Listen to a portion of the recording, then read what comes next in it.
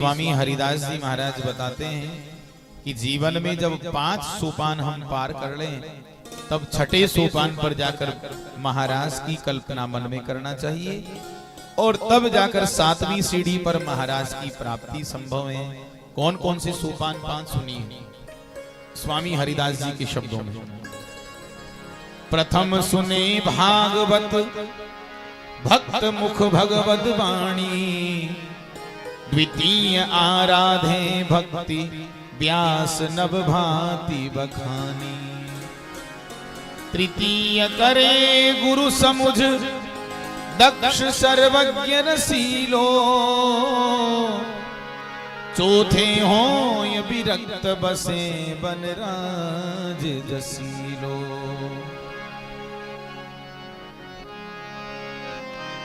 पांचे भूले देह सुधी,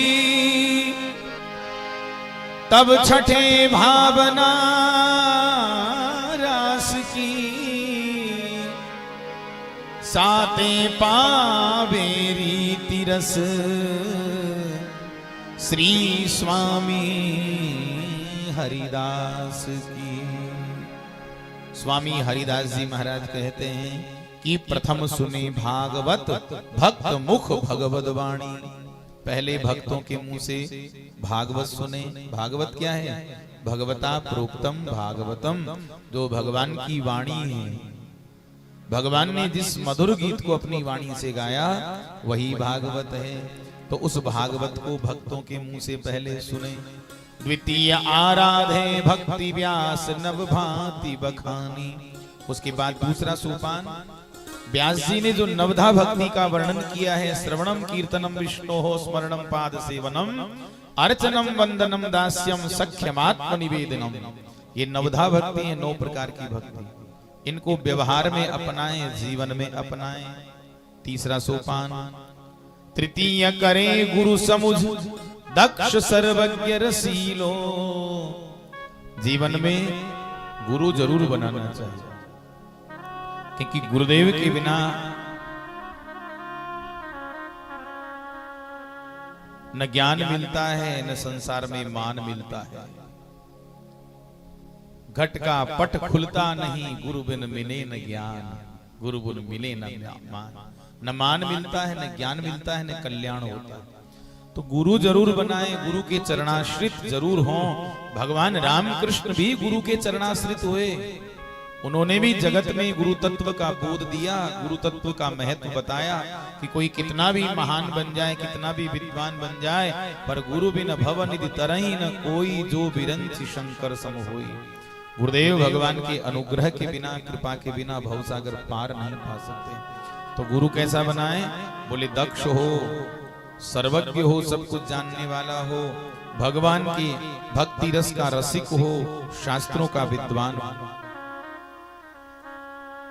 ऐसा नहीं, एक गुरुजी थे, एक चेला, नया नया चेला वाला।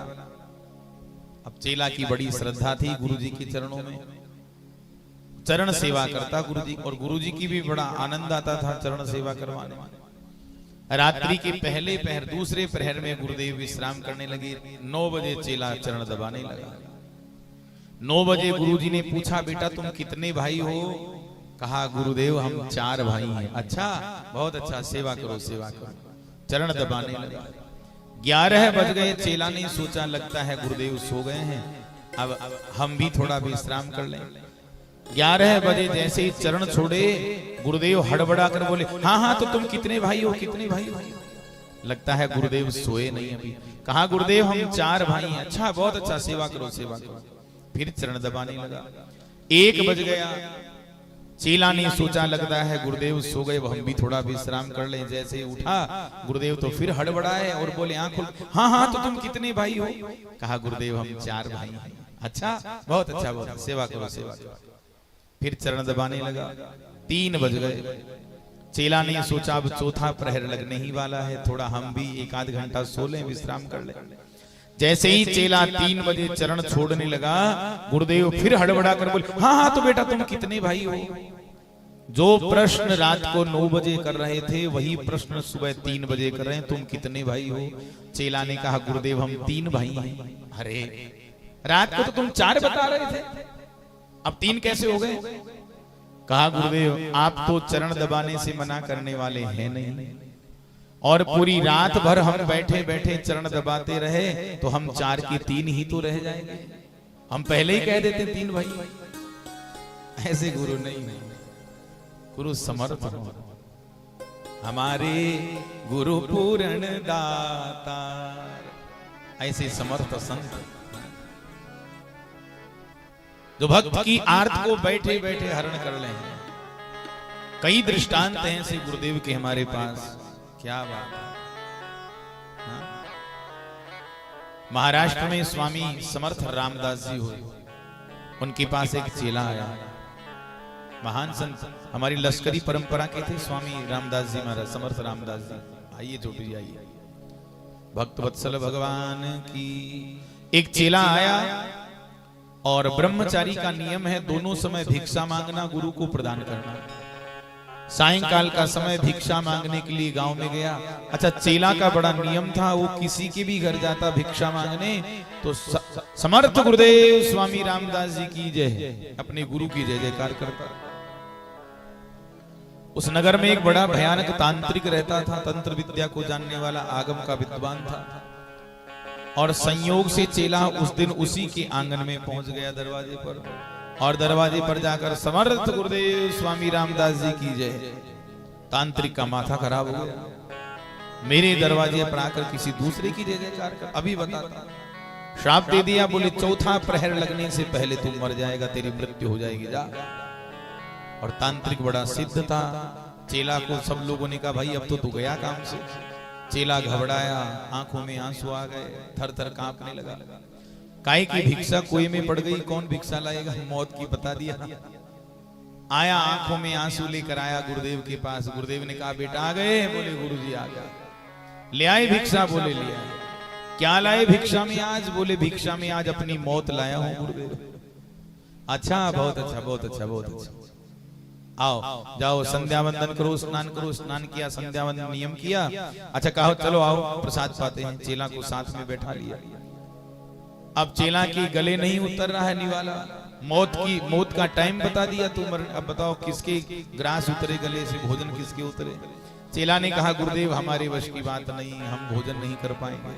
गुरुदेव ने कहा कोई बात नहीं, जाओ जाओ जाओ। गुरुदेव विश्राम करने लगे। दूसरा प्रहर लगा, गुरुदेव विश्राम करने लगे। चेला को कहा, चेला चरण दबाने लगा। कहा बेटा एक बात का ध्यान रखना, जब तक हम आंख नहीं खोलें, हम नहीं उठें, तुम हमारे चरण मत छोड़ना। चेला दूसरे प्रहर में चरण दबाने लगा। काल से प्रेरित शाप का प्रभाव प्रकट हुआ और स्वयं मृत्यु देवी परम सुंदरी कन्या बनकर आई। स्वर्ण के थाल हाथ में, असरफियां सोने की। बालक को दिखाती हैं, खूब लालच दिखाया, बेटा ये तेरे लिए सब कुछ। पर बालक ने कह दिया मैं गुरुदेव के चरण नहीं छोड़ सकता, तुम अंदर आ जाओ। अंदर बाहर के चक्कर में दूसरा प्रहर निकल गया। मृत्यु लौट गई निराश होकर। तीसरा प्रहर लगा, स्वयं मृत्यु बालक की मां के रूप में प्रकट हुई और दरवाजे पर आकर बाहें फैलाकर रोने लगी। मेरे लाल बहुत दिन हो गए तुझे हृदय से लगाए, आजा मेरे गले लग जा। माँ को देखकर बालक का भी चित्त विचलित हो गया। बालक भी रोने लगा, माँ मेरी भी बड़ी इच्छा है कि माँ आपके गले लग जाऊं, पर गुरुदेव की आज्ञा का मैं उल्लंघन नहीं कर सकता। आप अंदर आ जाइए तो मैं आपको गले लगा लूं। परिणाम क्या हुआ? तीसरा प्रहर भी बीत गया और मृत्यु निराश होकर लौट गई। जैसे ही चौथा चरण लगा, समर्थ स्वामी रामदास जी ने राम राम कहकर आंख खोली और आंख खोलते ही चेले की तरफ देखा और मुस्कुराकर कहा, अरे तुम तो मरने वाले थे बेटा, तुम मरे नहीं अभी तक। चेला गुरुदेव की भगवत्ता समझ गया, आंखों से अश्रुधारा बहने लगी, चरणों में गिर पड़ा। ये होते हैं समर्थ संत। बोलिए सदगुरुदेव भगवान की।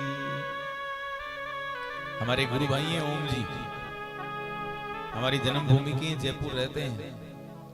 उनका अचानक स्वास्थ्य खराब हो गया। गुरुदेव का जब देह पूरा हुआ उससे 2 वर्ष पहले की घटना है मात्र। आज भी घटना हमको याद है। महाराज जी के पास समाचार नहीं, ओम जी को ले गए ऑपरेशन थिएटर में। ओम जी को ले गए ऑपरेशन थिएटर में। महाराज जी ने फोन लगाया ओम जी के मोबाइल पे। ओम जी के छोटे भाई राम बाबू जी ने उठाया, बोले ओम से बात कराओ। बोले महाराज ओम जी का तो स्वास्थ्य खराब है और ऑपरेशन थिएटर में ले गए, ऑपरेशन होने वाला है। महाराज जी नहीं कोई ऑपरेशन नहीं, कुछ नहीं होगा ऑपरेशन। काहेगा ऑपरेशन? कुछ नहीं होगा, कुछ नहीं होगा। अब अंदर ले गए तो ओम जी का शुगर और बीपी दोनों बढ़ रहा। डॉक्टर ने चेक किया, बोले ऑपरेशन नहीं हो सकता, जब तक बीपी मेंटेन नहीं होगी, शुगर कंट्रोल नहीं होगा, ऑपरेशन नहीं हो सकता। बाहर लिया है और 2-3 दिन में ओम जी स्वस्थ हो गए, वापस घर आ गए। बोलिए सदगुरुदेव भगवान की। ऐसे समर्थ होते हैं गुरु। ऐसे गुरुदेव की शरणागति जीवन में जरूर ग्रहण करना चाहिए। तृतीय करें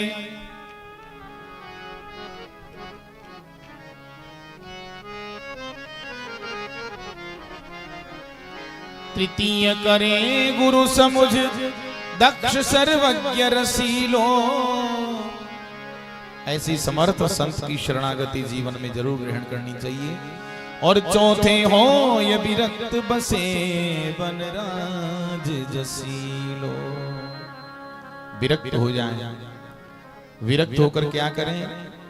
बोले घर छोड़कर भागने की जरूरत नहीं है। विरक्त होकर घर छोड़कर भागने की जरूरत नहीं है। अगर घर छोड़कर भाग कर गए, बाबा जी बन गए, और बाबा जी बनकर भी अगर घर में आसक्ति जमी हुई है तो फिर क्या मतलब बाबा जी बनने का, घर छोड़ने का? क्या फायदा साधु बनने का? घर में ही रहो। गृहस्थ संत नहीं होते हैं क्या? ये वैद्य विरक्त परंपरा तो अब चली है कालांतर में। इतिहास उठाकर देखिए, हमारी भारतीय संस्कृति का गृहस्थ परंपरा है संतों की। महर्षि भरद्वाज, महर्षि परशुराम, जमदग्नि, अत्रि, वशिष्ठ, कश्यप, भरद्वाज, सप्तऋषि हमारे जो पूर्वज हैं, ये सब गृहस्थ संत थे। ये तो कालांतर में आचार्य परंपरा ऐसी पड़ गई विरक्तों की। पर विरक्त भी कोई बात नहीं, पर विरक्ति अंदर से होनी चाहिए, बाहर से नहीं। विरक्त होकर भी हम संसार के तमाम झमेलों में लगे रहें तो इससे अच्छा तो कि हम संसार में ही रहें। क्यों फालतू घर परिवार छोड़कर भागे? घर में ही रहो और घर में ही रहकर अपने स्वरूप को पहचानने का अभ्यास करो। अपने स्वरूप का चिंतन करो। अपने हृदय को विकारों से रहित बनाओ।